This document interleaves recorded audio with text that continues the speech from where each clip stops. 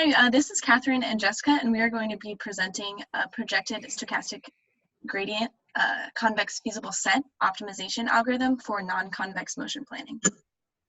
So a brief overview of our presentation. So we're going to introduce the problem and the problem formulation, review some algorithms that can be used to solve this type of problem, and then propose a method that we found was the best, and then discuss some simulation results.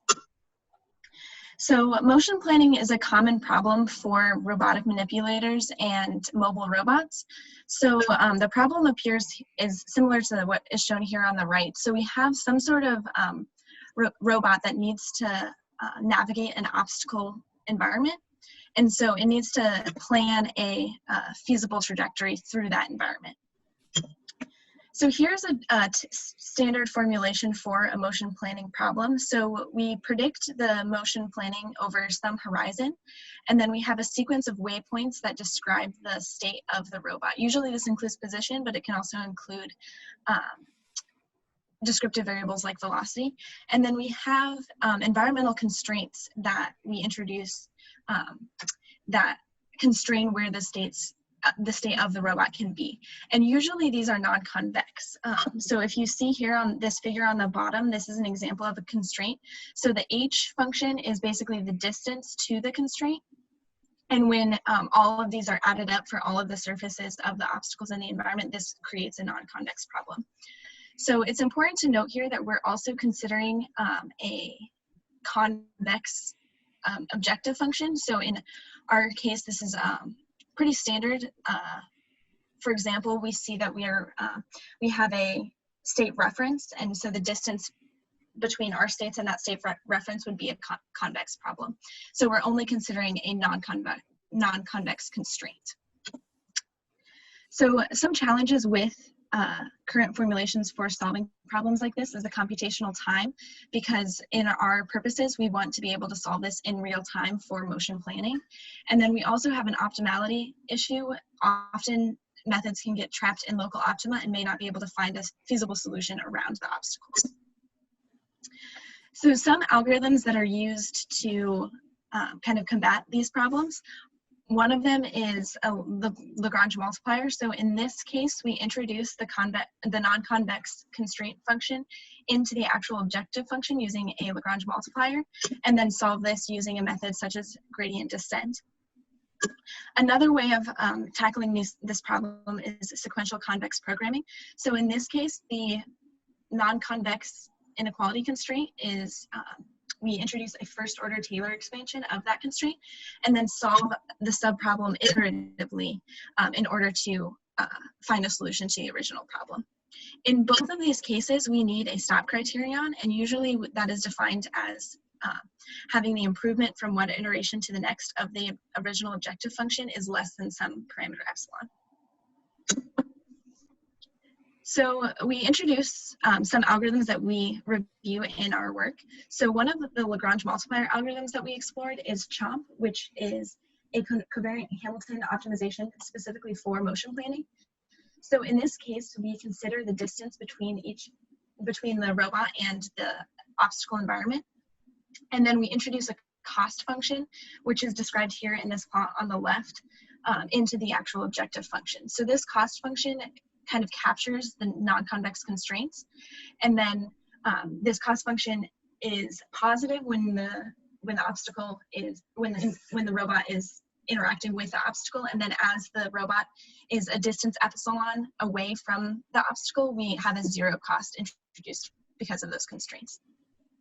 And so this algorithm simply solves the Lagrangian problem, basically introducing this cost function into the original objective function, and then solves that using a gradient descent method.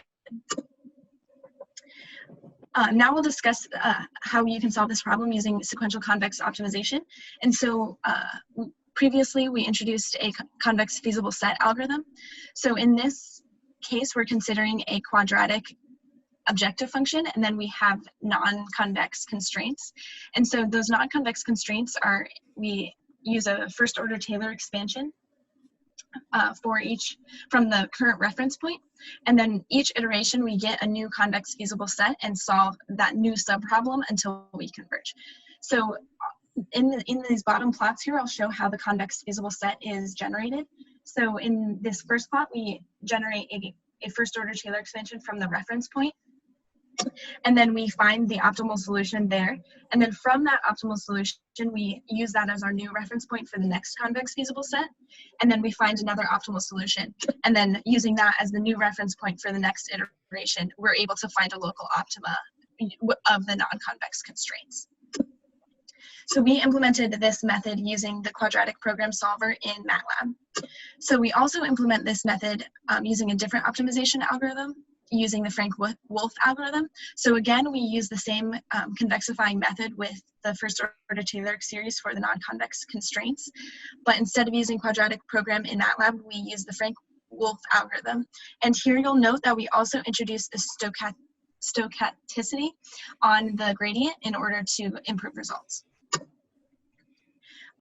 Finally, we also implement this same algorithm, the convex feasible set, using the efficient subgradient method that we saw in class. So in order to do this, we first must transform our QP into a conic problem so that the efficient subgradient method can be applied. So in order to do that, we first transform it into SOCP, and that's what is seen there on the right. And then we introduce rotating variables and define new variables to make sure that the cone is centered properly. This is an important step for the efficient subgradient algorithm so that the subgradient is well defined, as well as the lambda min function that is used by the subgradient method is well defined. So using these transformations, we're finally left with the conic program shown here. So by introducing these variables, we're left with this linear program, which we use the efficient subgradient method to solve. Now I'm going to pass it over to Jessica to discuss our proposed method and our results. Thank you, Catherine, for the introduction. So inspired by some ideas and also our implementation result of the previous method, we propose a method called projected stochastic gradient descent with convex feasible set, in short PSGCFS. It has two main features. One is that it follows the sequential convex optimization procedure. In other words, the feasibility is satisfied. And also we add stochasticity to avoid some local optimum that would occur when we're using other methods. So the algorithm is summarized as the following. Given the previous result, xk, we generate a convex feasible set chi k by linearizing the constraint at xk. Then we determine the step size by finding the Lipschitz constant of the original cost problem, where this h is actually the Hessian of the cost function. And we sample a noise and take one stochastic gradient step, and we project the result to the feasible set. This algorithm will terminate when the change of the cost at each iteration is smaller than some threshold. So we implement our proposed method and also the previous methods for this 2D planning for a mobile robot using a very simple kinematics. And the goal for the robot is to avoid the obstacle and eventually reaches the goal. So here we'll show some simulation results. As you can see, the proposed method on the right top corner, and also the stochastic Frank-Wolf method, both find the goal, while CFS and Trump actually fall into some local optimum. You can see the same result in the cost figure on the right bottom, which shows that CFS is stuck in the proposed CFS is stuck, and the proposed method actually converges better, in a sense, faster than the stochastic Frank-Wolf CFS. However, CFS and Trump do work if we move the obstacle, even only for a little bit. But this discontinuous kind of performance is something we want to avoid, and that's why we add a stochasticity in our proposed method. The result of the efficient subgradient CFS is shown over here, which is not quite successful, and then we'll discuss the reason about that in the report. A computational time comparison with different planning horizons is shown here. In all three cases, comparing CFS with our proposed method, we can see CFS actually runs faster. And also, our method requires more time as the horizon grows. However, the proposed method is actually faster than the Frank-Wolf version. You can also notice that the chump method is actually the fastest in all four, even though it needs more iterations. And we also implement the methods for a more complicated scenario. Summarizing the result in this chart, you can see that comparing with chump, our method actually doesn't really, in terms of time, doesn't really grow much, where chump actually grows quite some percentage. And also among all methods except CFS, our method has the best optimality, which finds a better cost. Right, and we also implement our method on a planning problem for a 5 degree of freedom manipulator. The goal is pretty much making the robot to reach from right to left, and an initial infeasible reference is given to the robot, and we will want to solve for a feasible solution. The result is shown in this video, where you can have an overview of the scenario, and then you'll see the robot eventually avoids the obstacle and reaches the goal. A very similar scenario where the obstacle is hanging from above, the robot will also be able to kind of find a feasible path to avoid obstacle and reaches the goal. So there are several observations. First, the performance of all the method that includes coding gradient descent varies with the design quality of the gradient descent process.